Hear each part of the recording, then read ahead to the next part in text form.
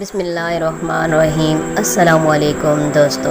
بیان کیا جاتا ہے کہ بنی اسرائیل میں ایک شخص تھا جس کی بیوی نہایت حسین تھی، جس پر وہ اسرائیلی فریفتہ تھا۔ چنانچہ جب اس عورت کا انتقال ہو گیا تو اس اسرائیلی شخص کو بڑا غم ہوا اور ایک مدت تک وہ اس کی قبر پر بیٹھا روتا رہا۔ اتفاقاً حضرت عیسیٰ علیہ السلام کا ادھر سے گزر ہوا تو انہوں نے اس اسرائیلی کو پریشان حال دیکھ کر اس سے سبب جانا۔ تو جب اسرائیلی نے اپنا واقعہ بیان کیا تو حضرت عیسیٰ علیہ السلام نے دریافت فرمایا، کیا تو چاہتا ہے کہ میں اس کو تیرے لیے زندہ کر دوں؟ اس نے عرض کیا کہ ہاں حضور، میں یہی چاہتا ہوں۔ چنانچہ جب حضرت عیسیٰ علیہ السلام نے اس قبر کے مردے کو آواز دی تو قبر سے ایک حبشی غلام، جس کی ناک، آنکھوں اور جسم کے دوسرے سوراخوں سے آگ کی لپٹیں اٹھ رہی تھیں، حضرت عیسیٰ علیہ السلام کو دیکھتے غلام نے کلمہ پڑھا، لا الہ الا اللہ عیسیٰ روح اللہ۔ اسرائیلی نے یہ دیکھ کر عرض کیا، حضور مجھ سے غلطی ہو گئی ہے، میری بیوی کی قبر تو دوسری ہے۔ یہ سن کر حضرت عیسیٰ علیہ السلام نے حبشی کو حکم دیا کہ تم اپنی قبر میں واپس ہو جاؤ۔ چنانچہ وہ مردہ ہو کر گر گیا اور اس کی قبر کو مٹی سے چھپا دیا گیا۔ پھر حضرت عیسیٰ علیہ السلام نے اس دوسری قبر کی جانب توجہ فرمائی اور حکم دیا کہ اے صاحب قبر، اللہ کے حکم سے زندہ ہو جا۔ چنانچہ قبر پھٹی اور اس سے ایک عورت سر سے گرد جھاڑتی ہوئی باہر آ گئی، جس کو دیکھ کر اسرائیلی بولا کہ یا روح اللہ، میری بیوی یہی ہے۔ پھر حضرت عیسیٰ علیہ السلام کے حکم سے وہ اسرائیلی اپنی بیوی کو ہمراہ لے کے واپس ہونے لگا، مگر عرصے سے جاگا ہوا تھا، اسی لیے اس پر نیند کا غلبہ طاری ہو گیا اور اس نے بیوی سے کہا، تیری قبر پر گریہوزاری اور بیداری نے مجھے ہلاک کر دیا ہے، اسی لیے میں چاہتا ہوں کہ کچھ دیر آرام کر لوں۔ بیوی کہنے لگی کہ ہاں آپ آرام کر لیجئے۔ چنانچہ وہ اسرائیلی بیوی کی زانوں پر سار رکھ کر سو گیا۔ اتنے میں ایک گھوڑے پر سوار ایک شہزادے کا ادھر سے گزر ہوا جو اپنے زمانے کا یکتا حسین تھا، جس کو دیکھ کر شہزادی اس پر فریفتہ ہو گئی اور اس کا دل قابو میں نہ رہا۔ اس نے سر زانوں سے نیچے رکھا اور فرط محبت، غلبہ و عشق سے مجبور ہو کر شہزادے کے ساتھ جا کھڑی ہوئی۔ ادھر جیسے ہی شہزادے کی نظر اس پر پڑی، وہ بھی اس کو دیکھ کر اس پر فریفتہ ہو گیا اور عورت کی خواہش پر اس کو اپنے گھوڑے پر بٹھا کر لے گیا۔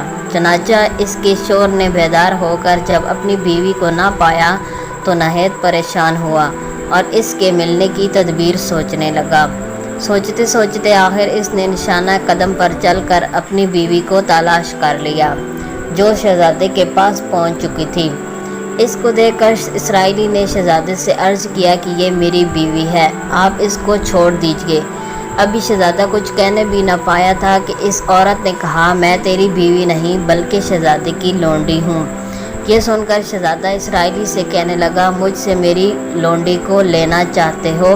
اس نے کہا، خدا کی قسم، یہ میری بیوی ہے جس کو میرے سردار حضرت عیسیٰ علیہ السلام نے مرنے کے بعد میرے لیے زندہ کیا ہے۔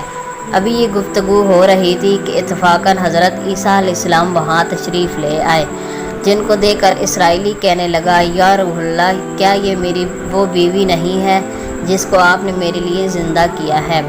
حضرت عیسیٰ علیہ السلام نے فرمایا کہ ہاں یہ وہی ہے، جس کو سن کر عورت کہنے لگی کہ یا روح اللہ، یہ شخص جھوٹا ہے، میں اس شہزادی کی لونڈی ہوں۔ حضرت عیسیٰ علیہ السلام نے فرمایا، کیا تو وہ عورت نہیں ہے جس کو میں نے اللہ کے حکم سے زندہ کیا ہے؟ عورت نے کہا، یا روح اللہ، باخدا میں وہ نہیں ہوں۔ اس کے بعد حضرت عیسیٰ علیہ السلام نے فرمایا، جو جان خدا کے حکم سے میں نے تجھے دی ہے، اس کو واپس کر دے۔ یہ سنتے ہی وہ عورت پھر سے مردہ ہو کر گر پڑی۔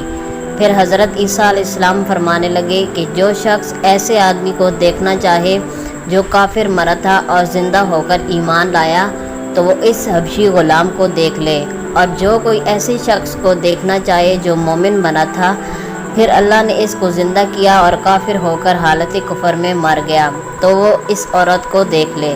اس واقعے کو دیکھ کر اسرائیلی نے قسم کھائی کہ اب کبھی نکاح نہ کروں گا، اور میدانوں کی طرف نکل گیا، جہاں اللہ تعالیٰ کی عبادت میں مصروف رہ کر اسے موت آ گئی۔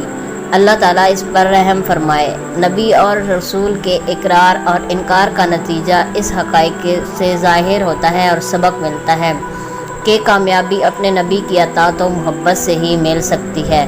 چنانچہ ہمیں بھی چاہیے کہ ہر حال میں اپنے نبی صلی اللہ علیہ وآلہ وسلم کی اطاعت کو سامنے رکھیں، چاہے دل مانے یا نہ مانے۔ نبی کریم صلی اللہ علیہ وآلہ وسلم کے طریقوں کو لازمی اپنایا جائے۔ اللہ تعالیٰ اس واقعے سے سبق حاصل کر کے عمل کرنے کی توفیق عطا فرمائے، آمین یا رب العالمین۔ دوستو، مزید ایسی اسلامک ویڈیوز کے لیے ہمارے چینل کو سبسکرائب کریں تاکہ آنے والی ہر نئی ویڈیو کا نوٹیفیکیشن آپ تک بآسانی پہنچ سکے۔ شکریہ۔